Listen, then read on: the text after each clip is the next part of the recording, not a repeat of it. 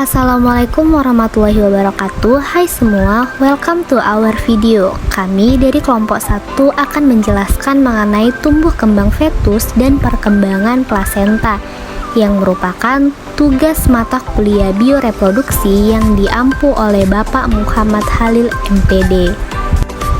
Kami, Dewi Prastika, Rizka Tia Pratiwi, dan Susi Mulyanti Lubis. Langsung saja kita masuk ke tahap tumbuh kembang fetus.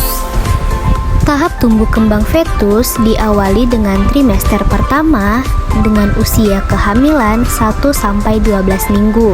Kemudian dilanjutkan dengan trimester kedua di usia kehamilan 13-28 minggu. Dan terakhir trimester ketiga di usia kehamilan 29-40 minggu. Tapi sebelumnya, apa sih kehamilan? Nah, kehamilan adalah salah satu kondisi yang digunakan untuk menggambarkan periode saat janin berkembang dalam rahim. Janin atau fetus adalah mamalia yang berkembang setelah fase embrio dan sebelum kelahiran. Nah, dalam bahasa Latin, fetus secara harfiah dapat diartikan dengan berisi bibit muda, mengandung. Pada manusia, janin berkembang pada akhir minggu ke-8 kehamilan, sewaktu struktur utama dan sistem organ terbentuk hingga kelahiran. Nah, mari kita bahas mengenai trimester pertama, trimester kedua, dan trimester ketiga. Trimester pertama di usia kehamilan 1-12 minggu. Pada bulan pertama kehamilan, kantung ketuban terbentuk di sekitar embrio dan secara bertahap terisi darah untuk membantu melindungi embrio yang sedang tumbuh. Ada juga kantung lain yang disebut kantung kuning telur. Nah, kantung kuning telur akan memberikan nutrisi pada embrio selama plasenta berkembang. Sistem saraf janin adalah salah satu sistem yang pertama kali berkembang. Pada sekitar minggu kelima kehamilan, lempeng saraf terlipat membentuk tabung saraf. Tabung saraf adalah struktur jaringan berongga yang kemudian berkembang menjadi otak dan sumsum tulang belakang. Nah, pada minggu yang sama, struktur awal yang akan menjadi jantung bayi mulai berdenyut secara spontan. Sel darah mulai terbentuk dan sirkulasi akan dimulai. Tabung jantung janin di sini akan berdetak 100 kali dalam 1 menit. Bentuk wajah terus berkembang. Setiap telinga mulai seperti lipatan kecil kulit di bagian sisi kepala dan tunas kecil yang akhirnya tumbuh menjadi lengan dan kaki. Nah, pada akhir bulan kedua, tulang juga menggantikan tulang rawan. Dan pada akhir bulan ketiga, janin sudah berbentuk sempurna dan semua organ serta anggota tubuh sudah ada. Di sini, janin sudah memenuhi seluruh rahim. Kemudian masuk ke trimester kedua di usia kehamilan 13-28 minggu. Nah, selama trimester kedua, di sini janin akan tumbuh dari sekitar 7,5 cm dan memiliki bobot sekitar 30 gram pada minggu ke-26. Atau sebagai perbandingan, janin akan tumbuh dari seukuran jeruk nipis menjadi lebih besar seukuran pisang dan akhirnya seukuran kembang kol utuh. Mulai minggu ke-13, wajah janin akan terlihat semakin mirip manusia setiap harinya. Telinganya sudah terpasang dengan sempurna dan matanya memiliki warna yang bisa dilihat saat lahir. Selama ini ukuran kepalanya sudah melebihi ukuran tubuhnya, namun kini tubuhnya akan tumbuh lebih cepat. Lengannya semakin panjang agar proporsional dengan tubuhnya dan janin sudah dapat memasukkan ibu jarinya ke dalam mulut. Tali pusar telah matang sepenuhnya dan dilindungi oleh jeli Wharton, yaitu zat kental yang membuat tali pusar licin sehingga dapat bergerak bebas di sekitar bayi. Ngomong-ngomong, jika mempunyai anak perempuan, ratusan ribu sel telur sedang terbentuk di indung telurnya loh, karena betina dilahirkan dengan persediaan telur sampai monopos. Sistem pencernaan bayi memungkinkan bayi merasakan makanan yang dimakan sang ibu melalui cairan ketuban. Sistem pembuangan limbah bayi bekerja keras dengan buang air kecil yang dilakukan setiap 40 menit karena bayi buang air kecil di dalam rahim dan meminum cairan ketubannya. Hal ini berarti bayi juga menelan urinnya. Walaupun kedengarannya kotor, tetapi air seni itu masih steril loh. Jadi bayi tidak akan mengalami bahaya walaupun meminum air seninya sendiri. Rambut ultra halus yang disebut lanugo kini menutupi tubuh bayi, membantu mempertahankan panas tubuh hingga cadangan lemak terbentuk. Rambut ini biasanya rontok sebelum lahir. Bayi akan dapat bebas bergerak di dalam rahim sekitar minggu ke-19. Sang ibu mungkin merasakan gerakan ini. Mungkin terasa seperti gelembung meletus atau sensasi lembut berputar atau seperti tendangan. Tetapi jika plasenta menempel di bagian depan rahim, memungkinkan sedikit lama untuk merasakan tendangan karena plasenta anterior seperti lapisan bantalan tambahan. Pada minggu ke-20, bayi dapat mendengar suara perut keroncongan, detak jantung, bahkan dapat mengenali suara sang ibu. Nah, selain itu juga, USG sudah dapat dilakukan untuk memastikan apakah organ bayi berkembang dengan baik dan dapat mengidentifikasi jenis kelaminnya loh. Selama minggu ke-23, miliaran sel otak yang mengarahkan fungsi seperti pernafasan dan gerakan berkembang. Pada minggu ke-24, koneksi otak yang memungkinkan sensasi nyeri sudah terhubung dan bayi mulai merespons suara sang ibu dengan gerakan. Pada masa ini, beberapa perubahan besar sedang terjadi pada paru-paru bayi. Surfaktan sedang diproduksi, suatu zat yang memungkinkan kantung udara mengembang dan paru-paru mengembang sepenuhnya.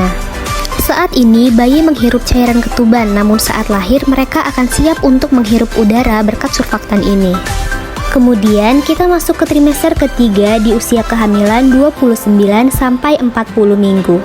Trimester ketiga mencakup minggu ke-27 hingga 40 kehamilan. Bayi sudah dianggap cukup bulan pada akhir minggu ke-37. Berat badan sang ibu akan bertambah sekitar 0,5 kg per minggu hingga melahirkan.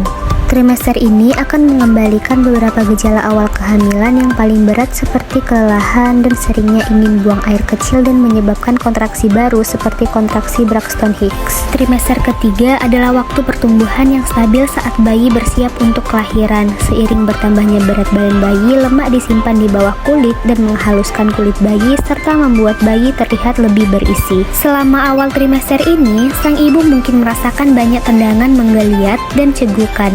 Nah, pada minggu ke-32, bayi telah tumbuh sangat besar sehingga ruang untuk bergerak sang ibu menjadi lebih sedikit. Sang ibu dapat merasakan perbedaan gerakan bayi seperti menggeliat dan memutar. Bayi mulai memiliki siklus tidur dan bangun yang teratur, dan sang ibu dapat melihat perbedaan aktivitasnya, juga mungkin melihat bayi merespons cahaya terang serta suara.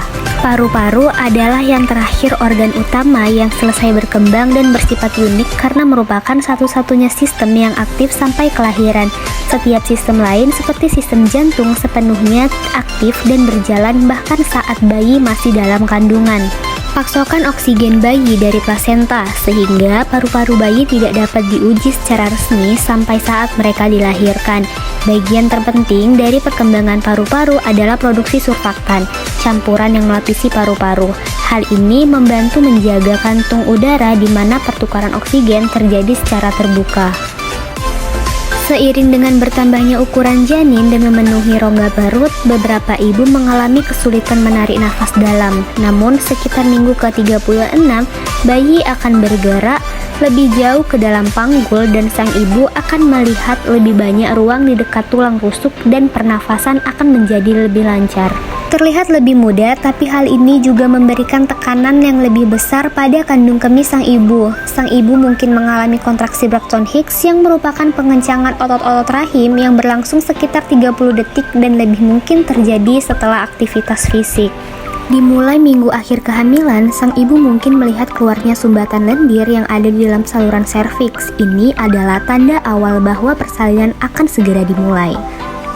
Nah, berikut merupakan gambaran janin usia kehamilan 1-9 bulan. Nah, sekarang kita masuk ke perkembangan plasenta. Jadi, plasenta adalah organ yang tumbuh dan berkembang di dalam rahim selama masa kehamilan. Plasenta memiliki fungsi yang sangat penting, utamanya dalam menunjang pertumbuhan dan perkembangan janin. Plasenta tumbuh saat janin berusia kurang lebih 1 minggu pertama. Pertumbuhan plasenta makin lama makin besar dan luas, umumnya mencapai pembentukan sempurna pada usia kehamilan sekitar 16 minggu. Plasenta atau ari-ari merupakan organ milik janin yang paling besar dan tumbuh paling awal. Keberadaan plasenta ini bersifat sementara hanya selama masa kehamilan atau sejak terjadinya implantasi dari blatosis hingga kelahiran janin. Nah, ternyata letak plasenta berbeda-beda loh. Ada anterior, posterior, letak rendah, dan fundal. Plasenta anterior adalah plasenta yang tumbuh di dinding rahim bagian depan. Plasenta posterior adalah plasenta yang tumbuh di rahim bagian belakang. Plasenta letak rendah adalah plasenta yang berimplantasi pada segmen bawah rahim, sedangkan plasenta fundal adalah plasenta yang tumbuh di rahim bagian atas. Posisi plasenta bisa bergerak semakin ke atas saat kehamilan memasuki usia 32 minggu. Normalnya, plasenta akan bergerak ke atas dan menjauhi leher rahim ketika ukuran janin semakin besar. Nah, mari kita simak proses terbentuknya plasenta. Perkembangan plasenta dimulai selama implantasi ketika blastosis menempel pada epitel endometrium. Sel tropoblas berdiferensiasi menjadi lapisan dalam sitotropoblas dan lapisan luar disebut sinsitiotropoblas. Saat sitotropoblas berproliferasi, sel-sel yang baru terbentuk bermigrasi ke sinsitiotropoblas dan kehilangan membran sel mereka, membentuk massa berinti banyak yang tumbuh dengan cepat. Sitotropoblas mengeluarkan enzim proteolitik dan sinsitiotropoblas menunjukkan ledakan rangkap 3. Ternyata proyeksi seperti jari yang memungkinkan blastosis untuk tertanam ke dalam endometrium, lakuna, atau ruang-ruang mulai terbentuk di dalam sinsitiotropoblas. Saat sinsitiotropoblas ini mengikis pembuluh darah dan kelenjar endometrium, lakuna menjadi penuh dengan darah ibu dan sekresi kelenjar. Lakuna terisolasi menyatu untuk membentuk jaringan yang melalui darah ibu, mengalir hingga membentuk sirkulasi uteroplasenta awal.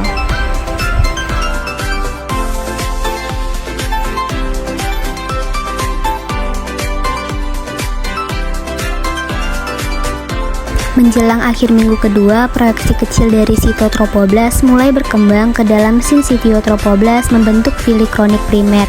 Di awal minggu ketiga, ekstraembrionik mesoderma tumbuh ke dalam fili ini untuk membentuk inti jaringan ikat longgar, di mana struktur tersebut dikenal sebagai fili korionik sekunder.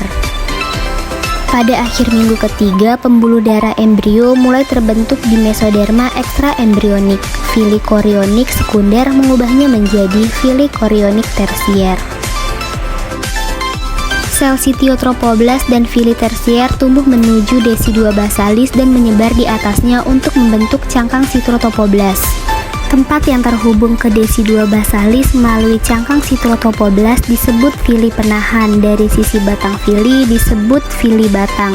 Fili batang ini dikelilingi oleh interval ruang dan akan berfungsi sebagai tempat utama pertukaran antara ibu dan janin.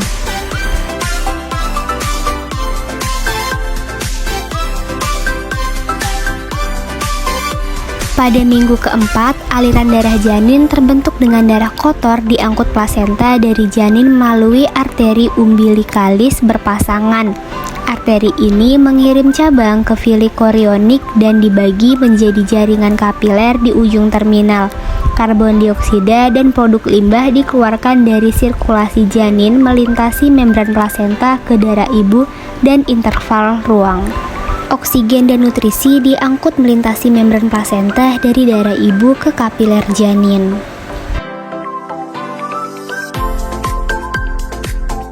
Darah janin yang teroksigenisasi berjalan kembali melalui vena yang bertemu untuk membentuk vena umbilikalis tunggal dan menuju ke janin.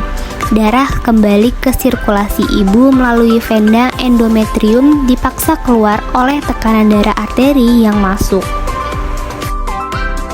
Plasenta memberi nutrisi pada janin selama perkembangan dan akan dikeluarkan segera setelah bayi dilahirkan. Nah, jadi baik buruknya kondisi janin itu tergantung dengan baik buruknya kondisi plasenta. Nah, sekarang kita masuk kepada fungsi plasenta. Fungsi plasenta yang pertama yaitu menyalurkan oksigen dan nutrisi. Saat di dalam kandungan, janin mendapatkan nutrisi dari makanan yang dikonsumsi sang ibu. Sebab nutrisi yang dimakan oleh sang ibu akan mengalir ke darah dan dialirkan ke dalam plasenta. Selain nutrisi, darah juga akan mengalirkan oksigen yang penting untuk menunjang kehidupan janin. Setelah sampai ke plasenta, nutrisi dan oksigen tersebut akan ditransfer langsung ke janin melalui tali pusar yang terhubung dari plasenta ke janin. Hal inilah yang akan menjadi makanan dan asupan utama janin untuk mendukung pertumbuhan dan perkembangannya. Fungsi kedua yaitu menghasilkan hormon penunjang kehamilan. Plasenta adalah organ yang membantu memproduksi hormon untuk mendukung kehamilan, di antaranya hormon estrogen, progesteron, HCG, dan hormon lainnya. Fungsi ketiga yaitu menyaring zat berbahaya. Saat mengantarkan oksigen dan nutrisi, plasenta juga menyaring darah untuk menghilangkan zat-zat berbahaya dan zat buangan yang tidak dibutuhkan oleh janin seperti karbon dioksida. Zat sisa tersebut kemudian akan dikembalikan ke aliran darah sang ibu, lalu akan keluar bersama metabolisme yang sang ibu hasilkan sehingga plasenta dapat melindungi janin dari zat dalam darah yang berbahaya untuknya. Fungsi selanjutnya menyalurkan antibodi. Plasenta telah menjalankan fungsi ini sejak awal kehamilan untuk memberikan kekebalan tubuh pada bayi supaya terhindar dari penyakit. Fungsi terakhir yaitu melindungi janin dari infeksi bakteri. Plasenta adalah pelindung janin. Plasenta akan menjadi penghalang bagi bakteri yang mungkin masuk ke dalam tubuh sang ibu dan beresiko menginfeksi janin. Jadi, sekalipun ibu terkena infeksi, bayi bisa jadi tidak akan tertular karena adanya plasenta.